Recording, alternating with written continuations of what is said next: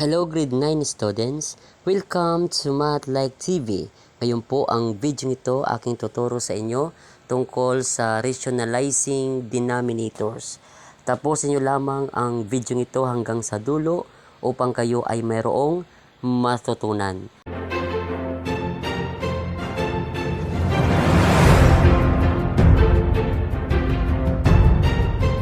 Ngayon bago nating simulan, tayo muna ay mag-pray. Dear God, as we begin this lesson today, we thank you for the gift of learning and the chance to explore the world around us.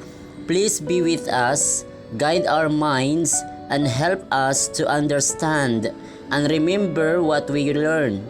Bless our teachers and make this time of learning fun and exciting. In Jesus' name we pray, Amen. 1 over square root of 2. Okay, take note, ang rule dito, yung ma-remove yung radical sign sa denominator. Ang ating radical ay 2. Ang gagawin lang natin, ating lang mo-multiply itself. Okay, yung denominator. Kumbaga yun ang ating magiging multiplier. So, multiply lang ang denominator sa kanyang sarili. Then, kung paano sa denominator, ganyan din sa numerator, ay i-multiply din natin siya sa numerator. Okay? Ganito po. 1 times square root of 2. So, ating lang kopyahin itong 1. Then, idikit lang natin yung square root of 2. Okay? Hindi sila pwedeng ma-combine dahil magkaiba po ang kanilang term. So, ngayon, pwede rin, hindi natin nilagay yung 1. Understood naman na meron siyang 1. Okay? Ngayon, ang denominator ay disim ang kanilang radicand, maging ang kanilang index. Okay? Ito ay ating may multiply. Ang gagawin lang natin, ating lang pag-isahin sila, okay, sa loob ng radical. Ganito po. Ngayon, makikita natin, partner po sila. So, ngayon, ilabas lang natin yung itong isa na 2. Dahil pag i-multiply mo naman, diretso, itong dalawa, square root of 2 times square root of 2, ito ay square root of 4. Then, square root of 4 ay 2. So, disim lang po yun. Then, kopyahin natin ang numerator na square root of 2. So, ito ang final answer, square root of 2 over 2. Ngayon, wala na tayong pwede pang ma-simplify. Ito na po ang kanyang final answer. Next, number 2, ang ating given, 2 over square root of 3. Okay. Ganun ang ating gagawin para ma-remove itong radical sign sa denominator. Ating lang i-multiply itself ang denominator sa kanyang sarili. So, ang magiging multiplier natin itong square root of 3. Ganun din sa numerator. Okay? Gaya ng ating ginawa dito sa number 1. Okay? Ganito po. 2 times square root of 3. Di natin pwede sila ma-combine. So, just copy lang. Idikit lang natin. Dahil understood naman na siya ay multiplication. Okay, ang denominator, ating lang i-multiply. Disim ang kanilang radicand, disim din ang kanilang index. Okay, so square root of 3 times square root of 3, that is square root of 9. Ngayon, ang square root of 9 ay 3. So, ito ang final answer. 2 square root of 3 over 3. Wala na tayong pwedeng pang ma-simplify. Next, last number 3. Ang given natin 15 square root of 5. Ganun din ang ating gagawin. Ang ating denominator para ito ma-remove yung kanyang radical. Ating lang i-multiply itself itong ating denominator. Ito yung ating magiging multiplier. Okay? Gaya ginawa natin kanina sa number 2. Ganito po. 15 times square root of 5. So, kopyahin lang natin ito. Dahil hindi sila pwedeng i-combine. Dikit lang natin. Understood na it. Pag nakadikit, ibig sabihin ito ay multiplication. Okay? Next, sa denominator, ating i-multiply. Disim ang radicand. Disim din ang index. That is square root of 25. Then, kopyahin natin lang ang numerator. Then, square root of 25, that is 5. Ngayon, pwede pa nating ma-simplify itong 15 saka yung 5. So, ito, divisible sila by 5. Okay? So, 15 divided by 5, that is 3. Then, kopyahin lang natin itong square root of 5. So, ito ang final answer, 3 square root of 5. Ngayon, it's your turn. Rationalize each denominator. Okay? I give you 1 minute. Start now.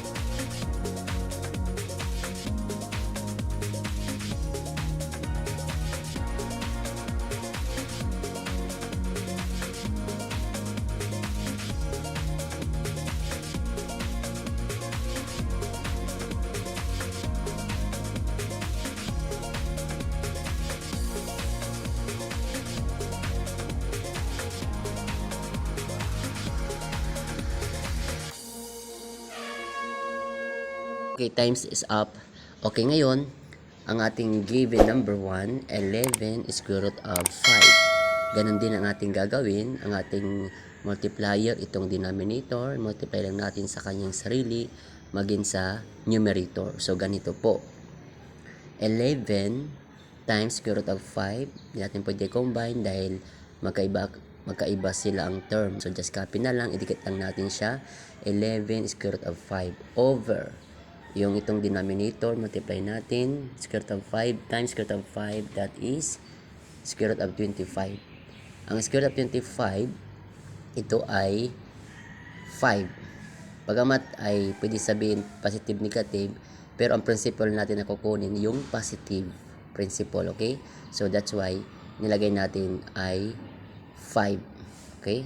Positive 5. So itong final answer, 11 square root of 5 over 5. Yan po ang final answer.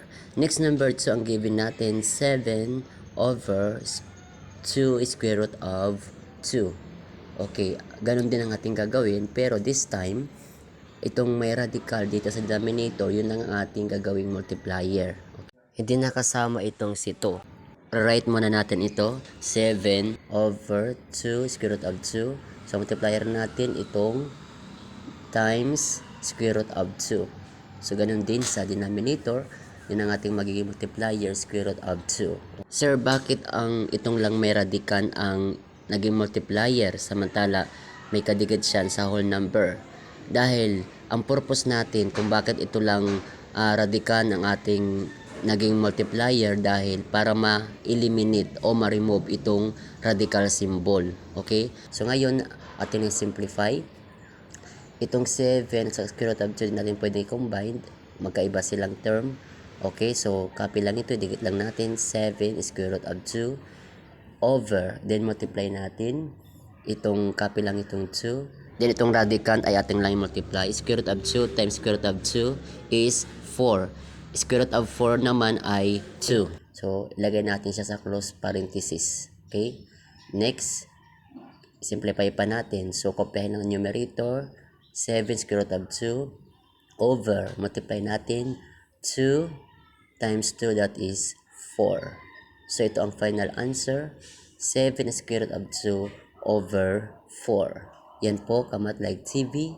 Kaya ngayon, kung meron kang natutunan, pakipindot naman ang like, at kung bago ka pa lamang sa aking channel, pakipindot naman ang subscribe, maging ang bell notification para ikaw ay updated sa mga bagong video na upload sa aking channel na ito. Maraming salamat po sa inyong panunood.